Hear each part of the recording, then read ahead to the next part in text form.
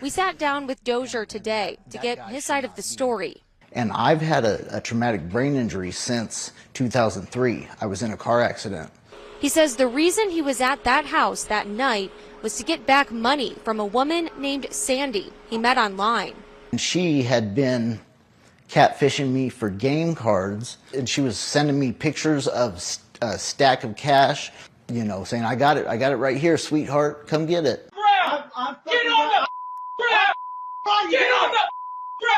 When Pinal County Sheriff's deputies first arrive on scene, responding to calls about an attempted break-in, Bobby Dozier's hands are up, and he doesn't have a weapon. Within seconds, ring camera footage shows a deputy pistol whip him. Within seconds, ring camera footage shows a deputy pistol whip him. Put your arm down! Put your arm down!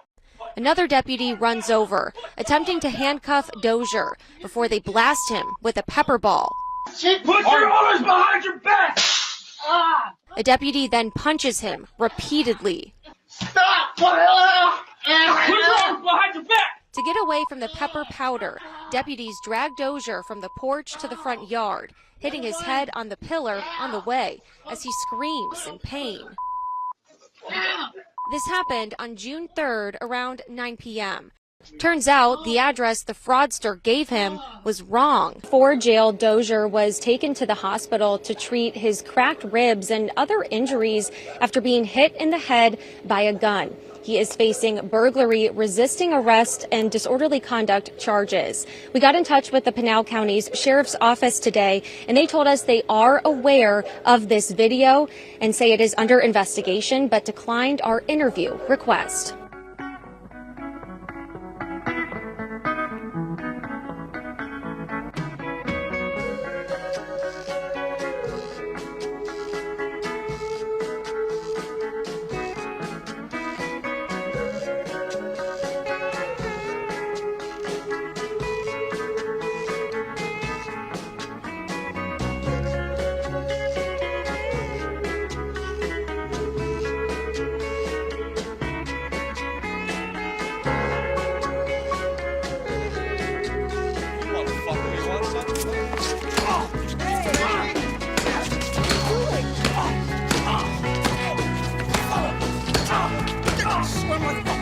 If you touch her again, you're dead!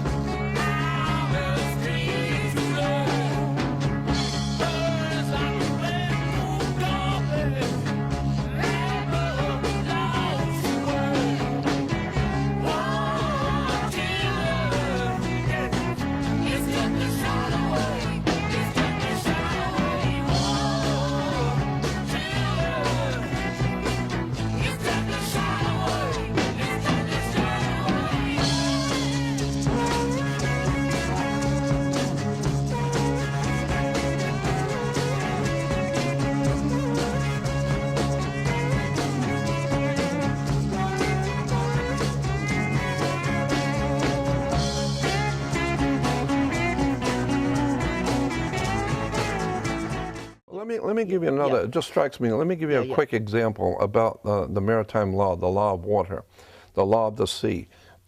Money is water by law. So when a ship, this is why all ships are female, by law. All ships, rocket ship, sailing ship, airship, it doesn't matter. If it's a ship, it's female. Right. Because the captain always refers to his ship as she. Right. She's a good ship, or she's done this. Why she? Because she delivers the product. Right. The Without vessel. she, there is no product, right? It's a vessel. It's a whole. Of course it is a vessel. So is your body. It's a vessel that produces a product. Right. So when the ship pulls into harbor, it stops, and where it parks is called its berth. It's berthing a ship, or she sits in her berth. And every item on that ship, coming out that ship, is money. It's money changing hands. Right. And it came in on water. So it's called. So every piece has to have what is called a certificate of manifest, because she is sitting in her berth. That's why when you were born, I had a birth certificate. your mother's water broke. You were inside a container of water. Her water broke, and you came out, and therefore you have to have a birth certificate. Wow.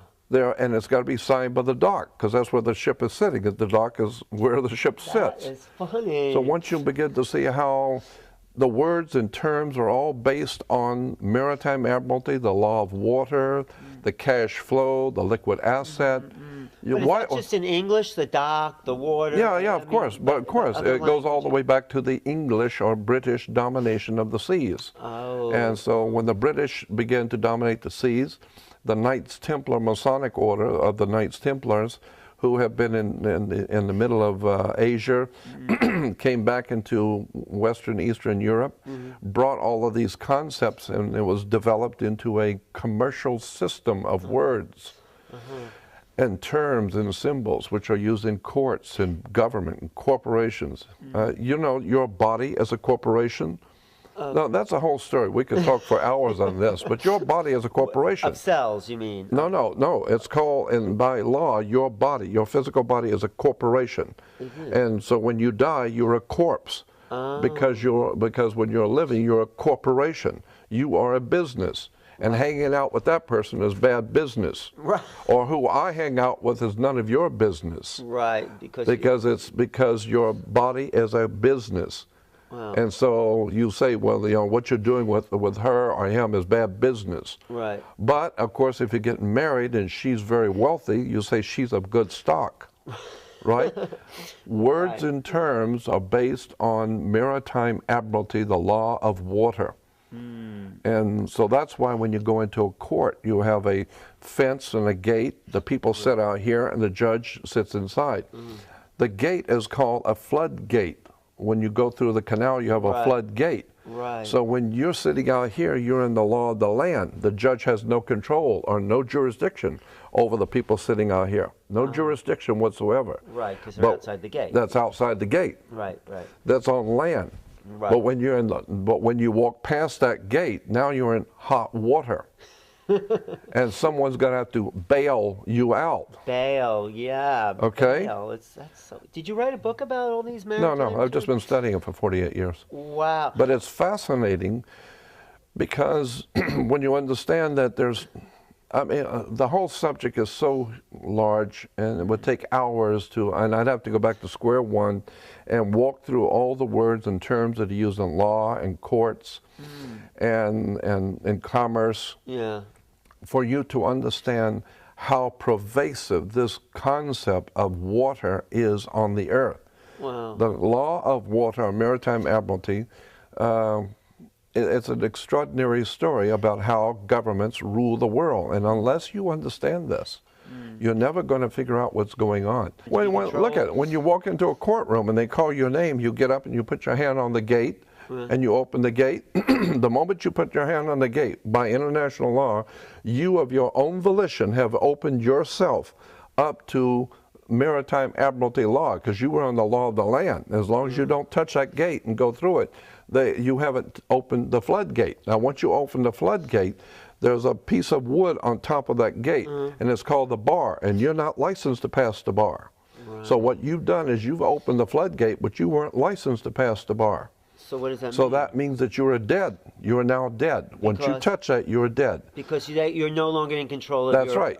You are dead. Well, you're considered to be a dead man. That's why the attorney has to speak for you. He has to represent you. Why are you dead? Because you went into the deep water and you died. You drowned it. Because you weren't licensed, because you weren't... Right, you were not licensed to pass the bar. And the bar represents a sandbar in the ocean. But the bar is what the attorneys are licensed to pass, but you're not. So the point being is that when you open that gate of your own volition, you are considered by law to be a dead man. Really? That's why you cannot talk to the judge, because dead people don't talk to judges. So you need an attorney who is your mouthpiece. He speaks for you because you're dead. Well, should we do away with courts so people can get their lives back? No, I would think that what you want to do is understand how the system works. Oh, and avoid it. Really. Well, avoid it if you can.